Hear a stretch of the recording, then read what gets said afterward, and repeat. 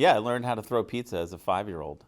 In 1975, my grandfather, Joe D. Barberi, started Pizza Como on Stefco Boulevard, 866-1975, if you need pizza tonight. Anyway, as a young person, that was my first job, was working in the family business at my grandparents' pizza place.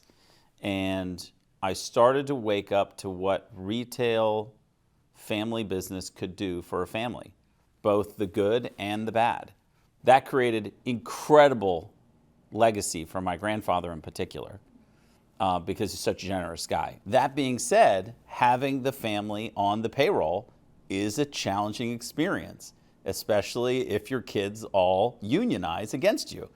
My siblings, my uncle, my aunts, at any given moment start to raise a question that I think a lot of Generation 2 often raise, is this question of fairness. And fairness cannot always be calculated with a calculator. It just can't. We'd like to think that it can. You've got this many kids and you've got this much money, and if you divide one into the other, you come up with what's fair. And at least in our family, that calculation was never done. That calculation was never thoughtful.